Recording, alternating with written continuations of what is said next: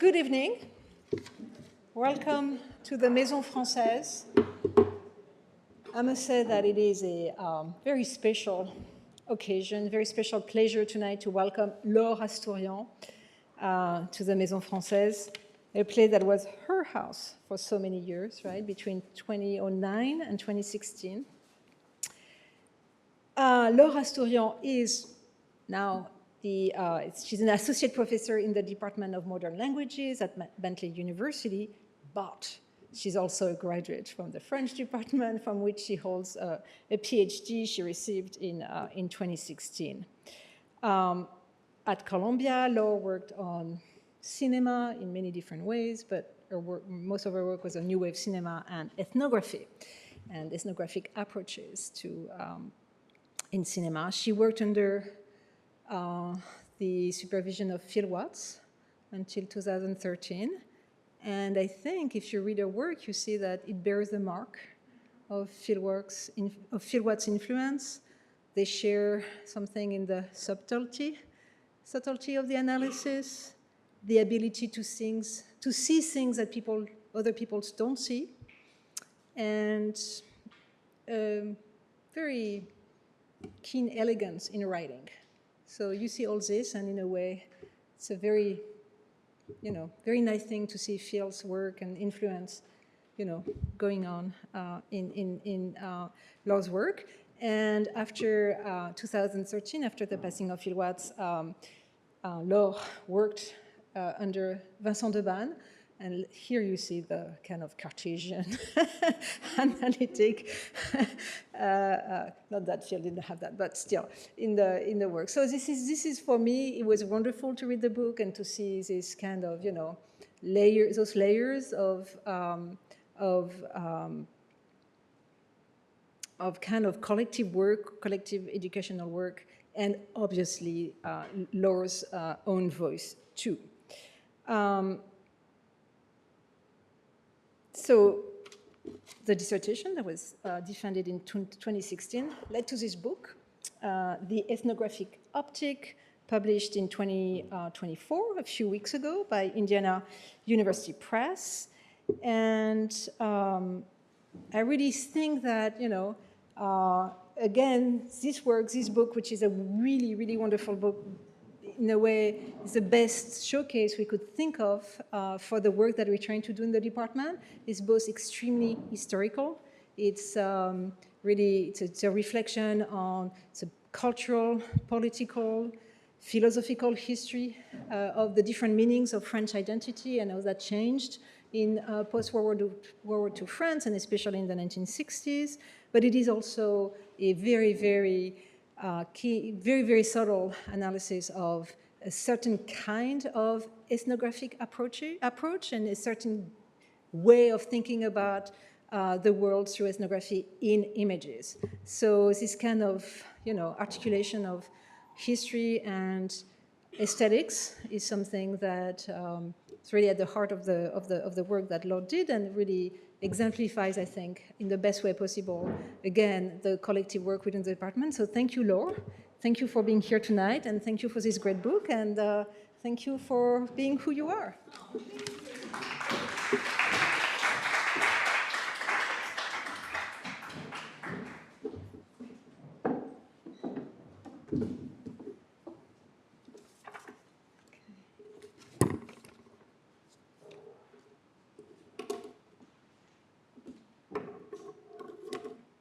Thank you so much, Emmanuel, for this very generous and beautiful introduction.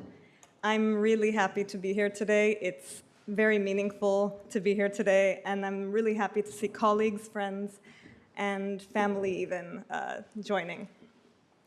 So, let's see. Oh, no, there we go. This is a still from Muriel by Alain Resnais. I'd like to thank the Maison Française, Shani Pierre, Fanny Gay, for organizing my visit, as well as Emmanuel Sada and the entire French department for the invitation. Thank you for your presence. So a few words about the path to the ethnographic optic, very briefly, as Emmanuel already beautifully conveyed the path. So I was a double major in film studies and French as an undergraduate. here I wrote my master's essay on white material with Phil Watts, which is a contemporary film.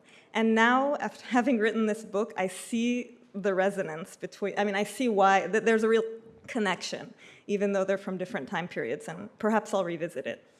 I wrote a dissertation on the status of the foreign in the New Wave, but increasingly it was on ethnography, and the last 8 years gave me the time, or I gave them the time and energy to develop that theme, which is now at the core, and the book was published recently. So, the Ethnographic Optic explores the significant ties between French colonial ethnography and innovative works of 1960s French cinema. You can hear me well? All good, okay. The book probes a striking shift in the work of 3 noted filmmakers: the ethnographic filmmaker Jean Rouch, and when I say ethnographic, think of anthropology, we'll get into that in a second, and the leftist filmmakers Chris Marker and Alain Resnais, that coincided with the dissolution of the French colonial empire. Known in the late 50s for their sophisticated depictions of the other, these filmmakers began at the start of the 1960s to self-consciously, and this is key, stage the metropolitan urban French as ethnographic subjects. In film reviews, critics deployed references to the French colonial ethnographic tradition to describe these filmmakers' unprecedented self-aware focus on the urban French. This was a significant departure from the association of colonial ethnography with the study of colonized subjects. My book examines the moment when urban French elites turned the ethnographic gaze onto their own society and saw themselves, for the first time, as subjects of ethnographic inquiry. I argue that the emergence of this self-reflexive French ethnography in both fictional and documentary films during the era of decolonization is a reaction to the dissolution of the empire and to the shrinking of a once imperial national identity. The filmmakers discussed evince a growing self-awareness or awareness of the new bourgeois French identity that was contracting, closing in on itself, blinded by consumption, and culturally colonized by the United States. Each responded in their own way to the decentering of France through a redirection of the ethnographic gaze. For them, ethnography was a privileged tool for navigating the independence of France's sub-Saharan African colonies in 1960 and the end of the bloody 8-year Algerian War of Independence in 1962. The ramifications of these events were both concrete and symbolic, and obviously did not happen overnight, but you'll have to read the book to get into the deeper discussion. The Ethnographic Optic offers a new way of looking at mid-20th century French cinema, beyond the conventional categories like New Wave and Cinéma Vérité, for which it is known and which remain key contextual elements. So I'll pause here for a second, as I know that I have friends and family here who are not specialists of the New Wave. So the French New Wave, as you likely know, late 1950s, early 1960s film movement, À bout de souffle, Breathless, Jean-Luc Godard, Les 400 coups, Truffaut, and so on, and associated also with the journal Cahiers du Cinéma. Cinéma Vérité, lesser known, early 1960s documentary tradition, associated with Jean Rouch and Edgar Morin. You might be familiar with the film Chronique d'un été, and handheld cameras, improvisation, and what I like to call, or perhaps others too like to call, a sort of performed authenticity. French colonial ethnography, of course, tied to the demands of the colonial empire, including gathering knowledge. So this was one goal, truly an objective of making ethnographic films. When I refer to ethnography, so ethnography versus ethnology, which we now refer to as anthropology, ethnography prior to the 1930s designated the information gathering phase in the field, whereas ethnology was the phase of analysis and interpretation of the information collected afterwards. But ethnology is the field, ethnography, the actual act. Okay, so this is also important, the title. which is a bit abstract, the book title refers both to the 1960s filmmakers' way of seeing their own urban society and to the lens I use to apprehend the filmmaking of the period. At one level, the book renders visible and problematizes the shifts in hierarchies of visual representation, from traditional visual ethnography to Jean Rouch's experimental works of the mid to late 1950s, and finally to the subset of 1960s films made in France that used ethnography self-consciously. At a broader level, the book reframes the realism of 1960s French cinema, arguing that a preoccupation with turning the ethnographic gaze inward was a constitutive element of that cinema and its criticism, and demonstrating its correlation with the simultaneous dissolution of the French colonial empire. But why? Why ethnography? Ethnography and its methodological tools are uniquely useful for analyzing these films. This is due, as noted earlier, to colonial ethnography's use in the imperial project, its visual significance in the French cultural imagination, and even the physical proximity of the Musée de l'Homme, the National Museum of Anthropology, to the Cinémathèque Française, where all three filmmakers in this book and many others spent much time. In fact, there was a lot of cross-pollination, and if you're curious about these links, Alice Gallois has a few articles on the Musée de l'Homme as a site for cinema. Another reason for the ethnographic focus is the charismatic Jean Rouch, who had an important place in 1950s and 1960s film culture, and who played an undeniable role in fostering enthusiasm for ethnographic filmmaking in France. Now, I'm not going to discuss Jean-Luc Godard much today, perhaps in the Q&A, but he's most famously associated with Jean-Luc Godard, Breathless, À bout de souffle. He was truly inspired by Moi Noir when making Breathless. So that connection is pretty well known, but I think it's worth turning Rouch toward Resnais and Marker to discover even more, even though there are fewer traces, far fewer. Finally, the choice of ethnography is useful given my book's investigation of these films in relation to shifts in self-perception. So very quickly, I should mention that the point of reference of my book is French colonial ethnography. There was another tradition, which I refer to as domestic ethnography, and which privileged the rural, provincial, and archaic, and aimed to capture what was disappearing within France.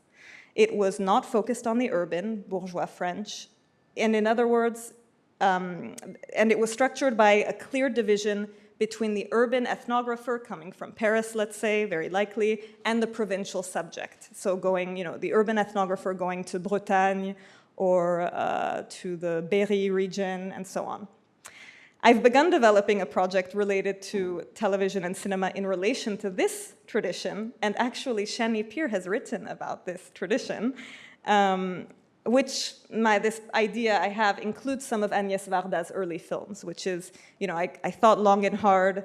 I thought long and hard about why Varda wouldn't be, she is in the book, definitely, and I talk about Cléo de Saint-Cassette, and she's associated often with Resnais and Marker, but I really thought, why doesn't she quite fit into this arc that these three filmmakers fit into? And I realized that she was doing something a bit different in the 1950s, and that you don't have the same kind of turn. So both traditions were initially, collections and so on were housed in the Musée d'Ethnographie du Trocadéro, and then you had this division where you had the Musée de l'Homme, the colonial anthropological collections, and the Musée National des Arts et Traditions Populaires. All right. Rather than cataloging every instance in which the theme of ethnography appears in a film or its reception, I spared you that because at one point I was doing that, my book is grounded in a deep exploration of the trajectory of Rouch, Marker, and Resnais in the 50s and 60s. While the artistic and political connection between Marker and Resnais is clear, you might be familiar even with Les Statues Meurent aussi and other connections, their 1960s works are not typically studied in relation to those of Rouch. whose role in mid-century French cinema is generally considered in relation to the Cahiers du Cinéma group, or the core New Wave. The explicit, oft-examined ties between Rouch and that group are known. Rouch's, Marker's, and Resnais's chronologically coherent yet diverse turns inward result in part from age and generational context. Whereas Godard, for instance, was born in 1930, making him a part of the generation he filmed, the young generation, Rouch was born in 1917, Marker in 1921, and Resnais in 1922. When Godard and the Cahiers group were still primarily critics, making their first attempts at filmmaking, Rouch, Marker, and Resnais were traveling and capturing the world and bringing their perspectives back to bear on home. You might be familiar with Dimanche à Pékin by Marker, Lettres de Sibérie, and so on. Beyond their generational links, including a passion for surrealism, they enjoyed the privileges of upper middle and upper class French men. Through their films, my book highlights the self-questioning of a specific urban bourgeois left and left adjacent subgroup, those at the center of the cultural elite. The first half of the book is devoted to Jean Rouch's trajectory from the mid-1940s to the late 1960s. Rather than reinforce his reputation as a humanist, or reputation among, well, yeah, it is his reputation largely. He is criticized as well, but he has retained this incredibly strong reputation as a humanist who granted unprecedented agency to his subjects. The first two chapters probe what Rouch's evolution as a filmmaker reveals about his own group, that of the colonizer. Chapter 1 traces his evolution from traditional to experimental ethnographic filmmaker. Indeed, even before the colony's formal independence, Rouch constantly responded creatively to increasing critiques of paternalism against French ethnographers and Africanists from multiple sides. So you have from the members of the Negritude movement, from ethnologists like Georges Ballandier and Michel Léris. So again, I'm trying to give you a sense of the atmosphere. So Ballandier's La situation coloniale is from 1951. Léris, L'ethnographe devant le colonialisme, 1950, based on a talk he gave at which Rouch was present. So what I trace in this first chapter is how Rouch's films actually change. The voiceover changes, the narrative changes, they become more experimental. It is important to remember, however, that Rouch was not actually anti-colonial and was considered an insider by both ethnologists and the French government who funded his work. In fact, Rouch's thesis advisor and mentor was Marcel Griol, the leading Africanist of the time. And this is a photo that Griol took during the Mission Dakar-Djibouti, which I'm very happy to have been able to include in the book. This is not a very well-known film, but Le Rendez-vous de Juillet, a 1949 film by Jacques Becker, actually conveys the atmosphere in which Rouch became interested in ethnography and cinema. It was released a few years after the Mission Ogooué Congo in 1946, and while Rouch wasn't on that mission, he was on the same plane and ended up making one of his first films after that trip. So I recommend this film, it's very interesting, and it conveys above all this enthusiasm and sense that ethnography equals adventure, or this confident exploration. That it changes a lot in the aftermath. Okay, now we're getting to the real core of the first chapter, which is Noir. By the mid-late 1950s, when Rouch made Noir, the spirit of rendezvous was passé. Here's a taste of Noir before we discuss, and I hope it won't be too loud. Let's see.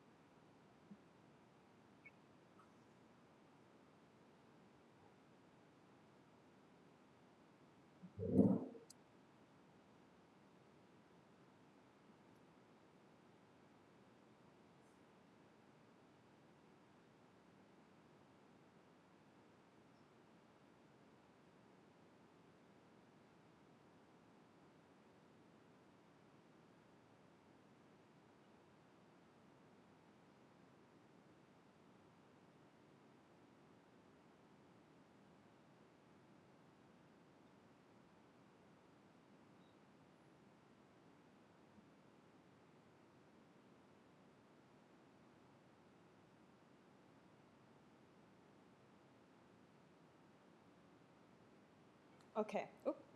So, in chapter 1, so that was Rouch's voice at the beginning, and then Umaru Ganda's voice afterwards. And this was literally unheard of, as I'll discuss in a second. In chapter 1, I examine moi un noir, I a black man, as the embodiment of the breakdown of the colonial order itself. In France, Rouch was lauded for sharing the voiceover narration with his ethnographic subjects/protagonists, because they're all playing a role. We can get into that in the Q&A. He had seemingly stretched the ethnographic film to a point literally unheard of until then. Moi Noir thus embodies the profound ideological transition in ethnology and ethnographic cinema from the late 1940s to the early 1960s. I begin by contextualizing Rouch's choice to privilege the ethnographic subject's voice in relation to a lesser-known film, Afrique sur scène, 1955, and in relation to the 1934 Laval Decree, which notably prohibited colonial subjects from making films. I'm actually currently writing an article on this topic that expands chapter 1 of the book.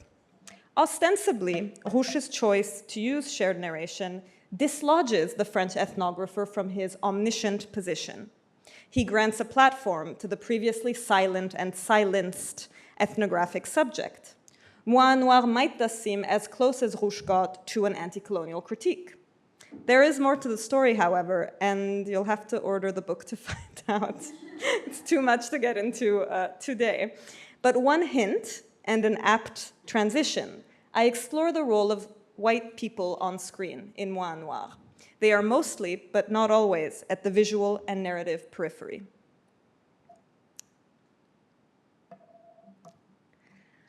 Now,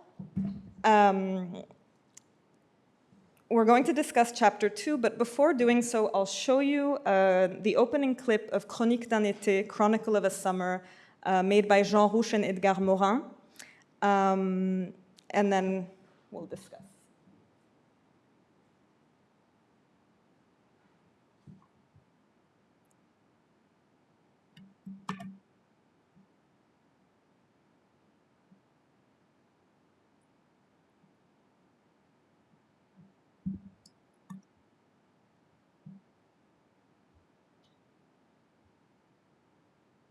So this is just a few years later, right?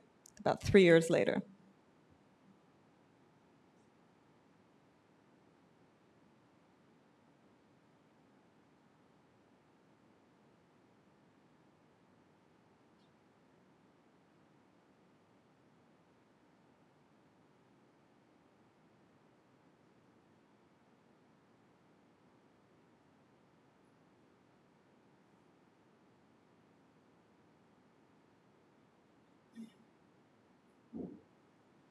Okay, and an excerpt from a review, and these are the types of reviews that, when I found them in the archives, made me want to continue pursuing this project. There are more like them.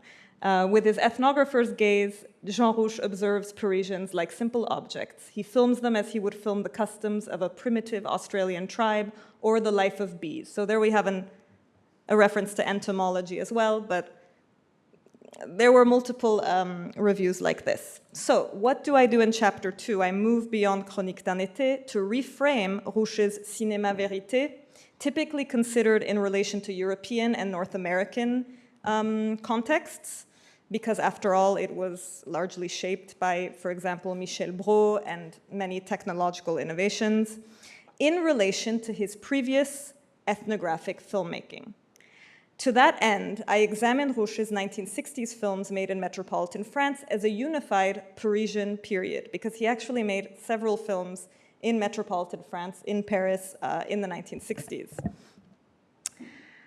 I show that the gradual centering of white French people in his oeuvre coincided with and then followed decolonization, and analyzed this phenomenon, charting Rouch's journey home, starting with La Pyramide Humaine, 1961, which straddles Ivory Coast and Paris. I recommend that film, it's very interesting.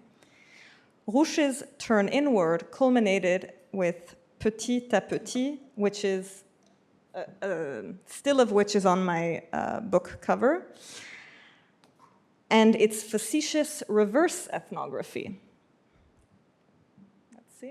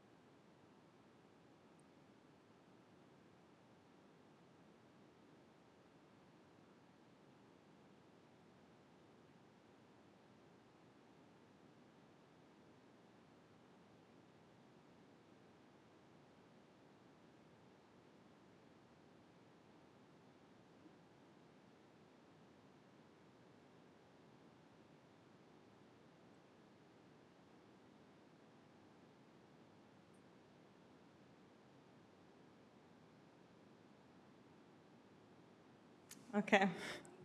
Petit à petit responded not only to the zeitgeist, but to specific criticism, to my mind. In August 1965, 3 years before making the film, Senegalese writer-filmmaker Ousmane Sembène directed a now infamous criticism at Africanists in general and Rouch in particular. Tu nous regardes comme des insectes. You look at us like we're insects. During the same exchange, Rouch stated that in order to study French culture, ethnology applied to France must be practiced by people from outside. My dream is for Africans to make films about French culture, end quote. But as Paula Amott observes, quote, being the bearer rather than the object of the gaze does not necessarily ensure the end of oppressive power structures.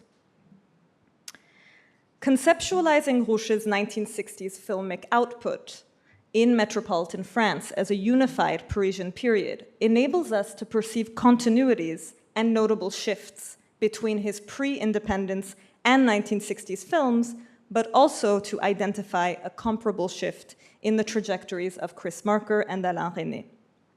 Rouch turned his self-aware ethnographic gaze on Parisian society in the 60s, and this approach was borrowed, not consciously, developed, and politicized by Marker and Resnais. The second half of the book probes the status of ethnography in their works, but in a different way. Like Rouch, throughout the 1950s, Marker was a purveyor of the exotic. Similarly, he had a penchant for travel and the privilege to explore obscure regions before the advent of mass tourism. At the beginning of the 1960s, Marker turned his worldly gaze on his own city. Chapter 3 reveals the entwinement of Marker's early 1960s Parisian films with his explicit and implicit critique of the French state's handling of the Algerian War. The chapter examines Marker's overt ethnographic impulse in Le Joli Mai in relation to a seemingly unrelated film he made at the same time, and which is far better known, La Jetée, 1962, considering them a Parisian pair.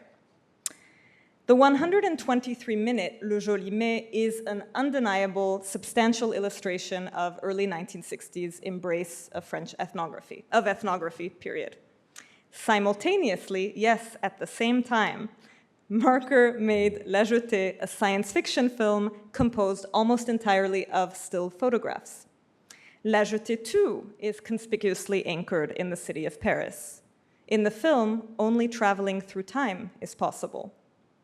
I contend that despite their striking differences, these films should be considered a pair, and that when they're examined together, they draw out, complement, and reinforce each other's critiques regarding the French state's handling of the war, as well as collective French apathy toward it. Both films articulate social and political critiques largely through the depiction of city space and monuments.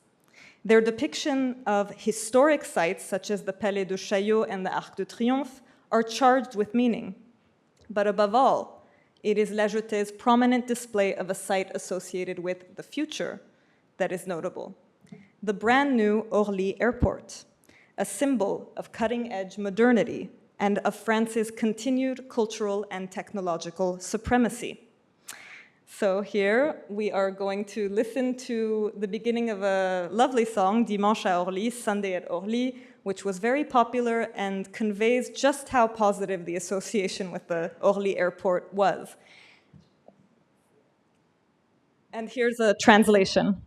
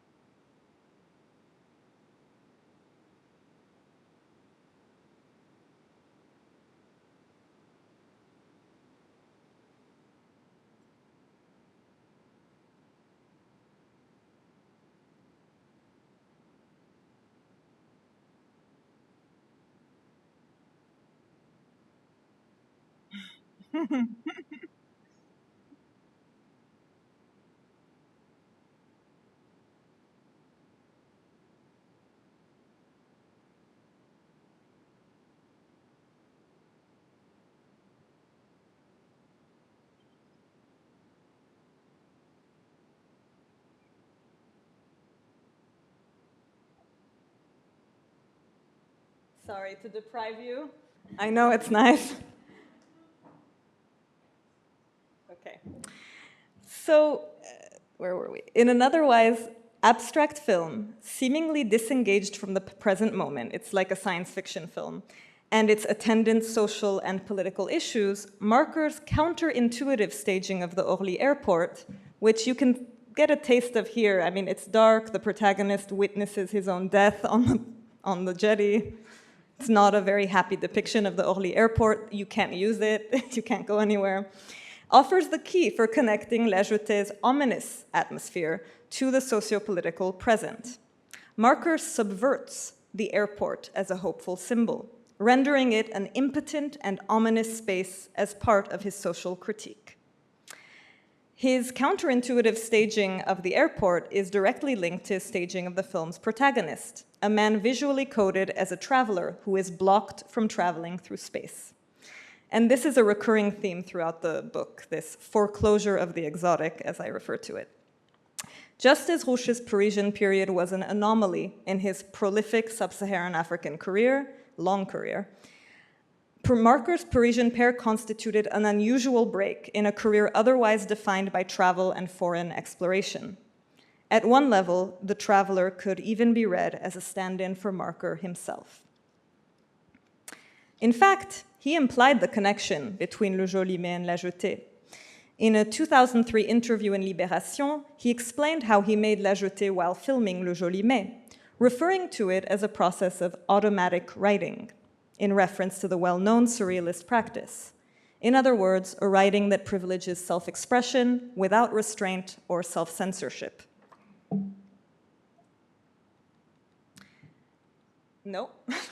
The final chapter is devoted to Alain Resnais' Muriel ou le Temps d'un retour, 1963, which follows a troubled young soldier, Bernard, after his return from serving for France in the Algerian War, and, as we find out midway through the film, his participation in the torture of a local Algerian woman. Throughout Muriel, Bernard is shown filming his surroundings. His compulsion to do so, because it is a compulsion, is directly linked to his experience serving in the war. I offer a fresh interpretation of Muriel, examining Resnais' incorporation of the protagonist's amateur footage he made in Algeria and showing how it connects the film's staging of French ethnography in Boulogne-sur-Mer to the Algerian War. Let me explain that for a second. So in this famous scene at the heart of the film, this film is always often analyzed as a reflection on time, torture, trauma. At the midpoint of the film, you have his revelation of his participation in torture.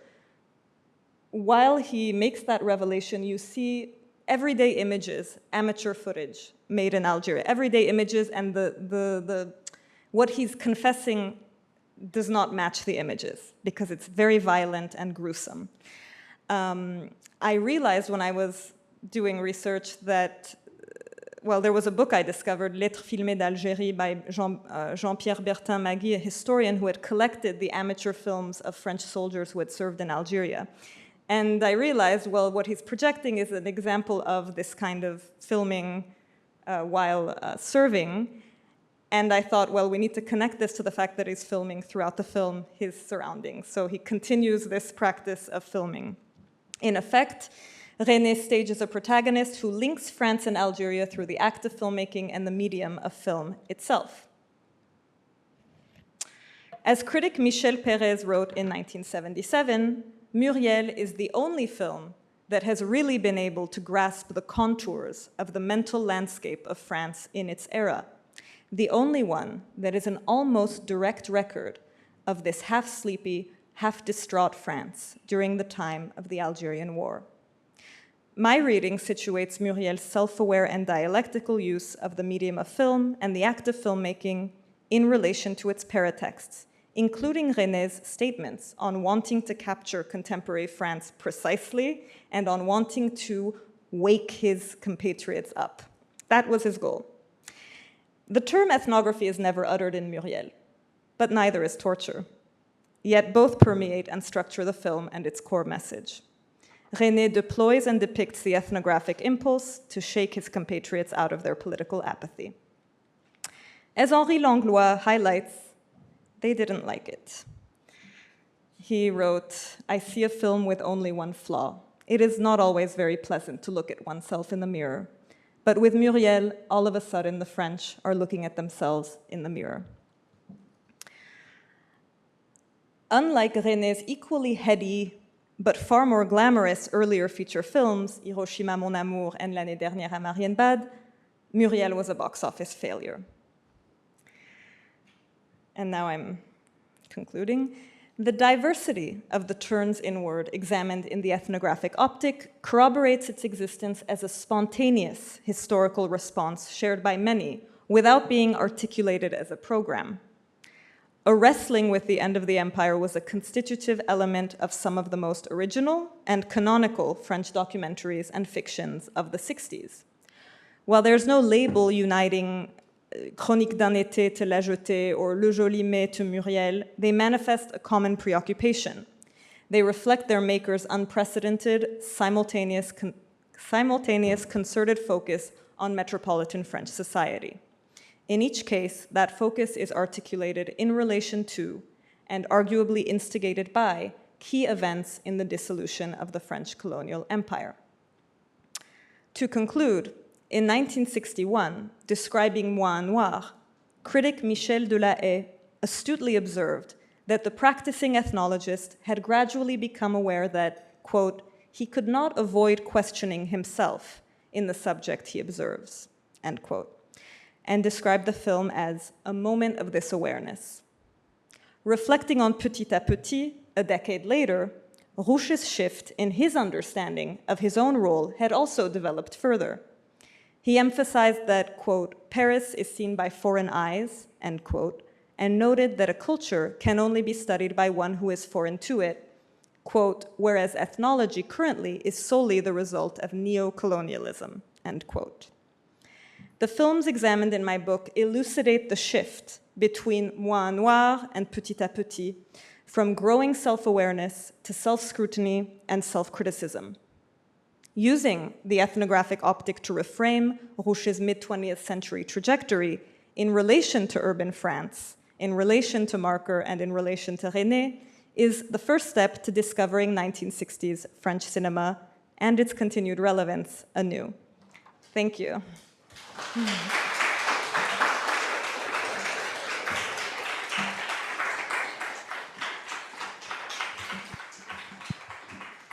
you so much for a wonderful presentation about a wonderful book. Oh, sorry, am I supposed to use the microphone? Thank you. Thank you so much. I think I'm going to ask a serious question to balance my overly sentimental presentation. Sorry, but, I was struck by in your short introduction that you were speaking about Claire Denis, and you know that retrospectively you could see Claire Denis as, in a way, the beginning point of your reflection. And so you were. This was about white materials, right? Yes. 2009, right? And I was thinking about Marker and Alain Resnais in the 2000s, right? So one stopped, one became entirely silent, right, after the mid-80s. And the other, Alain Resnais, started doing this very light kind of comedies like On connaît la chanson and all this kind of, you know, thing that don't seem, I don't know, especially deep or serious, or more kind of comédie de mœurs bourgeoise, rather than, you know, the incredibly heavy, as you say, self-reflection, like collective reflection in France that you had in Muriel. So I'm just wondering, what comes after the turn inward, after you start looking at yourself, right? You know, is this like, the alternative is like, right, stop saying anything, become silence, or you become light, or you become Claire Denis, right? So, I'm just you're speaking about a moment, right? You said you insist in your book on that, a moment of transformation and change, a transition in between two things. And so I'm just wondering, right? See, if you think about the where this leads us to today, right? Because history is a history of the present to some extent, right? How do we think, how does this shift, this moment, this transition feeds, let's say, not the transition from, you know, not the end of the colonial, but the truly post-colonial in France? So, great question. When I speak of this moment as this sort of transformation happening, I don't mean it to be one that had for them lasting effects, but rather at one level, I think it's important I think it helps looking at these films from this perspective to connect them both to what preceded them, because there are other ethnographic references and connections, and to what immediately followed them. Like, I think it makes more sense, you know, it helps to think about even May 68, it helps to think about the collectives that were happening, Loin du Vietnam, the film Loin du Vietnam, to which Marker contributed. So the goal isn't really I see it as a symptom of that moment that is easily overlooked, easily forgotten, to see these films from that perspective. But when I say that it makes them relevant to the present, I'm thinking perhaps of white material, but also of films like Dahomey, which is actually being released tomorrow in France. I had an opportunity to see it and was very happy, because I think one of the things that got me thinking from this perspective was the present. So at the time, it wasn't the restitution, the discussion of restitution, but I was always thinking, like, you know, now I don't mean to criticize anyone's approach, but at the time, like the route when I started working on the dissertation, I was always thinking, like, how could we see the New Wave as disconnected from the politics? This is a really rich moment in French history. It's a huge transition. I would like to find a way to connect it really concretely to what was happening at the time. And I think one thing I did as I worked on the project, I realized that I wasn't going to use the category French New Wave, not because I reject it, but because I think it can be limiting to classify things in this way. And I do think that at one level, the term New Wave was used then, and is used now to not just to market the films, but to make them easily identifiable. So for some reason, we think of La Jetée as New Wave, but like, why exactly? And I even found this example of an event at Harvard Film Archive, Forgotten Filmmakers of the French New Wave. It's a way of you know, so that people understand what era we're talking about. But I feel that looking at them from another perspective helps us actually think of the present moment in a rich way. Now, regarding Marker and Resnais' shift, so of course many decades passed, but indeed Resnais' work, I think he's my favorite filmmaker for films from this period, but his work changed a lot, and I mean, I enjoyed Les Herbes Folles and other films of his, but I'm especially interested in that period. So I can't really explain. I mean, he had many interests. He was interested in comic books. He was interested in theater. There are all these elements to his films, but if anything, I think the fact that he then shifted later on shows that this really was a moment of reckoning with the transition. Yes? Thank you. I've had a lot of these courses, but it's interesting to get to hear your take on them. And then I will also add that MoMA did a retrospective a couple of years ago of ethnographic New Wave documentary. I think Where? it was called like MoMA. It was called New Wave documentary and screened a couple of things in your corpus, if I remember. I think this was an iteration of that, actually. I think it was, but I don't remember that being the title. Okay. Yeah, I think it was too. I mean, I remember it being New Wave, the hidden gems of New Wave documentary or something like that. Forgotten filmmakers, yeah. Okay, great. So anyway, it made its way here too. So I wanted to ask you a little bit more about who didn't make it into the corpus and to hear your thoughts about that. I was thinking about someone like the very early works of someone like Maurice Pialat, L'amour existe, where there's also a kind of interest in you know, was funded by the French government, interest in the banlieue, interest in a kind of anti-urbanist aesthetic, and and also a kind of ethnographic gaze turned inward. But then, I mean, I absolutely understand why you wouldn't include Varda, but some of her later films might be, like her California films might be a version of a kind of self-ethnography. Yeah, but it's a different time period. But it's a different time period. It's later. And a different place. Yeah. California. Yeah. Yeah. But I guess the reason that I asked that is because I understand that one of the kind of central grounding things that unites this corpus is that it's in part about the French and in part about Paris. But it's also striking because I've seen Chronique d'un été and Jolimet as a pair. I think they get screened as a double feature sometimes. It's a long double feature. But as much as they're situated in the same time and place and have the same subject, they're very different films, right? I mean, the performance of authenticity in Chronique d'un été, the aesthetics of it, the intervention of the different kinds of subjects is so different from, parts of Jolimet where there are those, weird parts about the woman who dresses up her cat, So, at any rate, I'm curious to hear more about that. What didn't make it into the book, and the other reason I asked that question is because I was kind of curious if you had ever thought of a sequel with someone like Muru Ganda, because of the films that he made after his time with Jean Rouch. Yes, actually, thank you for asking that, because two things I wanted to mention. Ganda was, so this is referring to the first chapter, Moi Noir, and there was this idea that they were sharing the narration, but at the end it was un film de Jean Rouch. And for good reason, he was not happy about that, because he actually did contribute a lot that made that film what it is. And by the way, the editor was Marie-Joseph Yoyot, who I think did some amazing editing in that film and other films as well.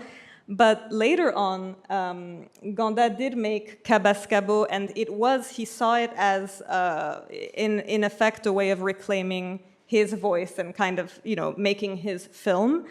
So there was that. And La Noire 2 I wanted to mention because I mentioned Ousmane Sembène, and it's an excellent film that also shows the lingering of the same issues even after the formal official decolonization, and that's actually one of the points of that film. So to answer your other question, so thank you for mentioning Chronique d'un été. So Piala really never came up, almost ever in any of the reading and so on, and I would consider him more if working on slightly later period.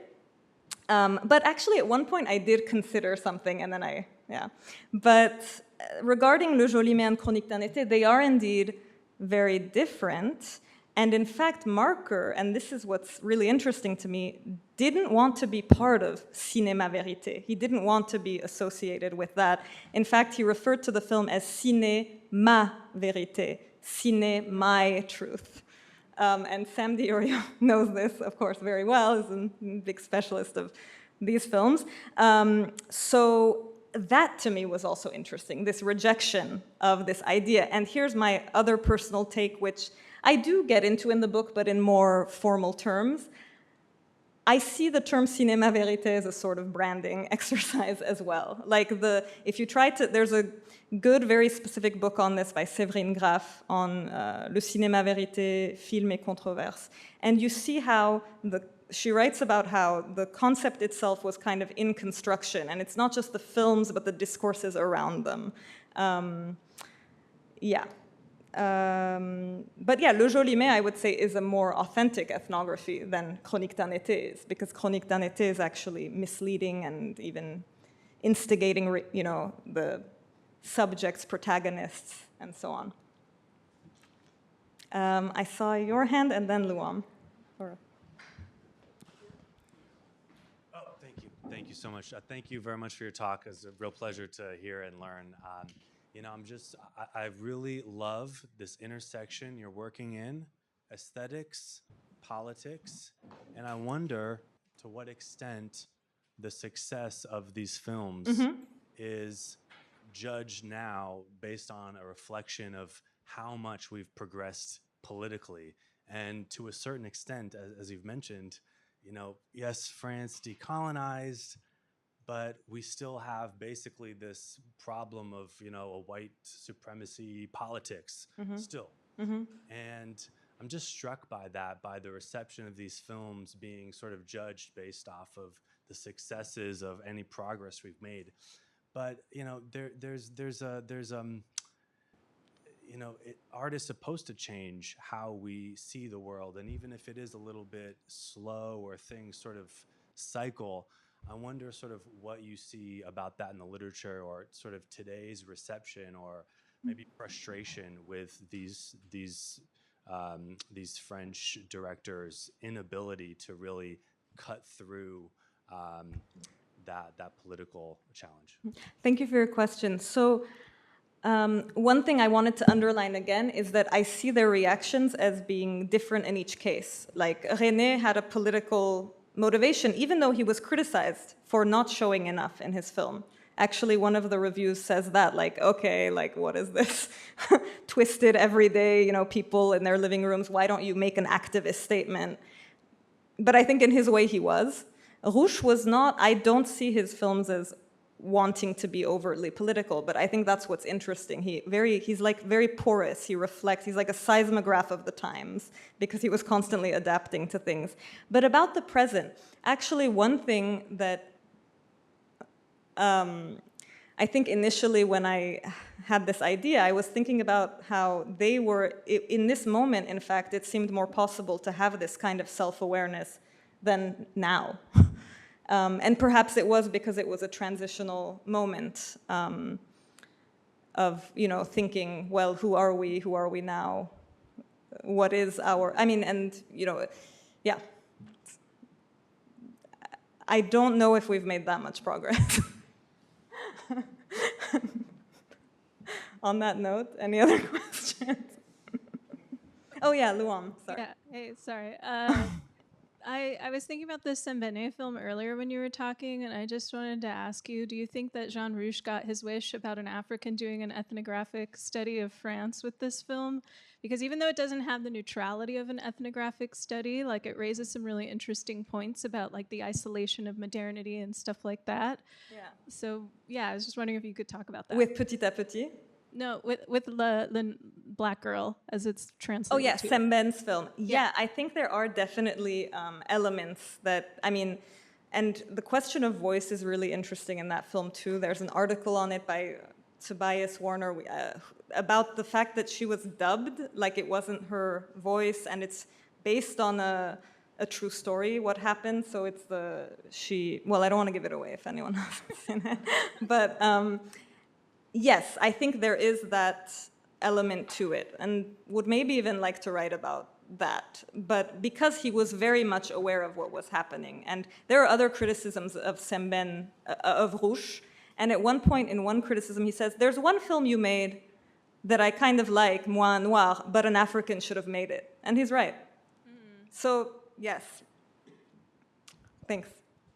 Yes. Hey, Laure, thanks very much for this talk. It was great, and the project is so great. I was just thinking, we sort of talked about some of the contemporary extensions or non-extensions of the work that you're doing, and I was actually, as usual, sort of headed in the opposite direction, because I'm watching this, I was thinking about Land Without Bread by Luis Buñuel, for whatever reason. And you mentioned surrealism a tiny bit, but that was sort of another moment where that notion, James Clifford's notion of ethnographic surrealism, sort of as being a moment when you get this kind of crossover in an ethnographic case. And I just wondered if you had thought about that at all, or sort of, you know, how that might fit into what, you know, that 50s and 60s moment that you're talking about. About surrealism in general? Yeah, ethnography and surrealism is that initial sort of meeting in the 30s. Absolutely. And, you know, I was looking at the book, and, you know, there's a long process to editing and so on, and I realized I had taken out a reference, not to that, but to Picasso, and as an example of like also primitivism and so on. There's a whole lineage. And this is another reason why I think it's worth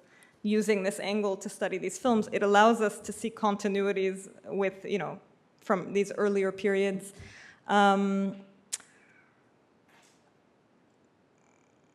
Yeah, I have to think a bit more about your broader question, but definitely the surrealist connection is an important one. But for Rouch, again, it wasn't politicized or political. I think Rouch, there's this element of play in his films and improvisation that one could tie to surrealism as well, but he certainly would not have been the first to sign ne visitez pas l'exposition coloniale kind of statement either, I don't think. Yeah, we can discuss later. Yes. Yes. Hi. Well, first of all, yeah, thank you for this great presentation. Also, I recall, or I remember discussing some of these things with you in Paris a long time ago, and so it's nice to see that it's in the form of a book now. But yeah, I have a very specific question. Maybe it's too specific, we'll see. But so I think that Chris Marker was involved in that project. It was called Slon, or S-L-O-N. Mm-hmm. Yeah. And I think some of his contributors included, of course, Truffaut, but also Fernand de Ligny, on which I've been writing a little bit lately. And so these guys, they were involved in another sort of turn, which was the turn towards the child or towards l'enfance or l'enfance inadaptée in French or in France. And I'd just be curious to know if we know what Marker had to say about this work, or if it was something that he was thinking about, sort of, again, that turn toward l'enfant sauvage, and these things. Thank you. So to be honest, thank you for your question and for coming. To be honest, I don't know, but your comment made me think of the film, what is it, Jonah qui aura 20 ans or 25 ans en 2000. I can't remember the title, but I think, en 2000. I wonder if that is, I saw that as an undergraduate, but I wonder if that could somehow be tied to your project. I haven't seen it in a long time, but no, honestly, off the top of my head, no. Sorry, but I can dig into it if you want. Yes. I wonder if there are any external factors that would have influenced the making of those movies, the choices that were made, and particularly, who funded the movies? Where did the money come from? And did that have, the producers? Was there any influence in that respect? Thank you. So that's a great question, and one I thought about a lot in relation to Rouch. He was financed by the French government. And so if he were to make a statement, whereas, for example, Marker and Resnais had experience with censorship. Les Statues Mortes aussi was censored for a really long time, and then only shown in a partial version, whereas Rouch, I looked into this, was never really censored for, maybe Les Maîtres Fous was censored for showing, and it was tied to the English. So he wasn't really censored. He was able to get away with a lot. And I think this is because he was very good at navigating the bureaucratic, administrative system. He didn't upset those giving him money. He was affiliated with the CNRS. So I do think money and funding play a role.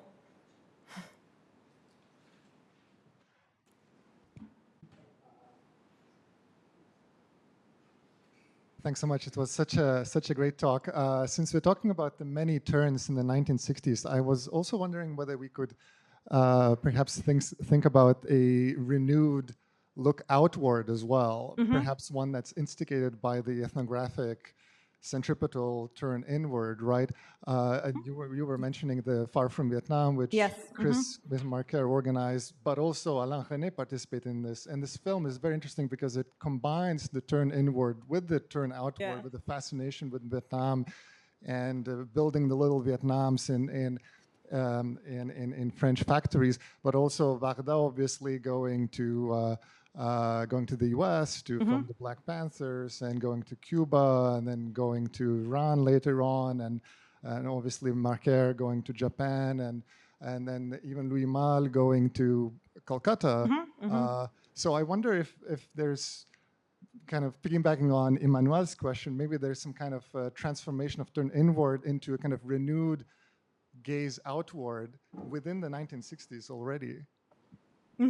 Thank you for your question and comment. Well, when I was thinking about this, about it in relation to what happens in the late 60s and then 70s, I was thinking about Loin du Vietnam especially, but also a film called L'An 01 by Jacques Doyon from 1972. Why? Because both René and Rouch contributed segments. And, sorry, I have to consult the book. Rouch filmed his segment in sub-Saharan Africa and René abroad in Manhattan. So I was thinking about this as well. One thing I was noticing, what's the film? I guess it's Masculin Féminin, in which, you know, you have this anti-American thing that's louder and louder, even in Marker's films. But yeah, I don't necessarily feel the need or impulse to then, like, and maybe I'm wrong, but I don't feel like there needs to be a very clear connection with then they go outward, so what does that mean? And in fact, for me, ultimately, I think this idea of the turn inward, I mean, I do see a trend, I really do, and I wouldn't have put it all this time if I didn't, and also in the reception, like not just in the films, in the interviews, in the reception, in film reviews, but I think it's a very narrow window, actually. And one might say, okay, why do we need to think of how they were acting, you know, between 1961 and 1968? But it's an important moment. And I think thinking of this kind of growing awareness does potentially, I mean, I think looking at La Jetée in this way, for example, it's one way to look at it, among others that are very valid, of course, can only enrich, I don't know, can offer new possibilities, I suppose. Yeah. Yes. Oh, sorry. Mm-hmm. Yeah, going back to the question before, can you provide some more color on what the public perception was? Did it contribute to the apathy, the sense of being distraught, and was it actually widely received, or was it more so for a specific subculture in? That's a really good question, because most of these films were box office failures.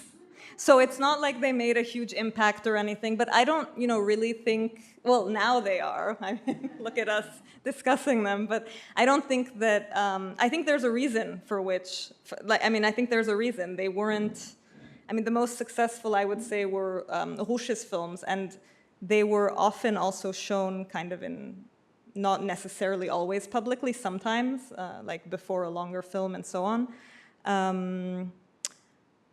But yeah,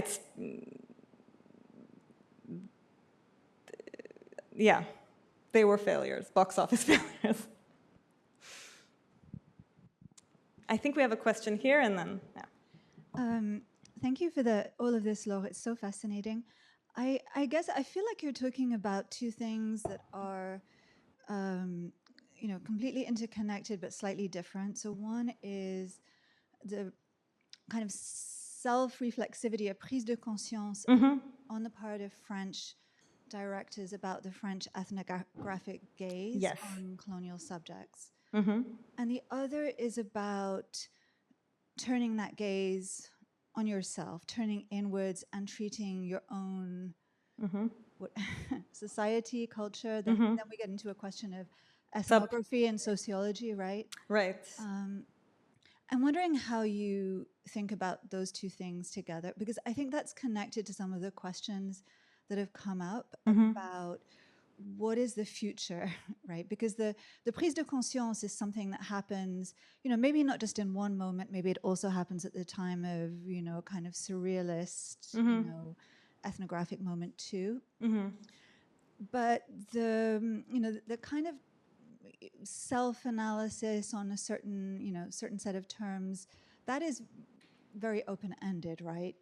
And yeah, so I feel like that question, the question of what happens after, is maybe connected to a kind of analytical question about the relationship between self-reflexivity about ethnographic practices and, self-analysis generally in the medium of cinema. Thank you. That's very thought-provoking. So first, I wanted to say that there was a trend also in this period of sociological surveys. And you see that trend depicted in some of the films, like in, I think it's Masculin Féminin. And then, of course, there's like, Les Choses by Perec. Actually, I think I have a fascination, that's the third and interconnected element with texts like Les Choses and Mythologie. So it's also not just film, and then of course Lévi-Strauss was like key, and it was this whole thing in the air. But I take the turning the gaze on themselves or on their class or subgroup and so on as a symptom of the prise de conscience. I mean, how do I put this? Like, my one goal was to trace this shift, period. Like, to show how it appears in the criticism, to connect films that aren't typically studied together. But I don't actually see the turning the gaze on oneself as the key point, as the ultimate meaning. Do you see what I mean? But I do see it as, I mean, even if we think of this image and this image, sorry, the parallels, of course it's different. Here you have the outsider looking in, and this is a bit later, and then here you have in Muriel, they're observing. There's this almost trope. But I wanted to say something and I just forgot. One person who's writing helped me when I was studying Rouch, and his Parisian films is Yvonne Margulies. Her writing on Pyramide humaine and Chronique d'un été, on this sociological,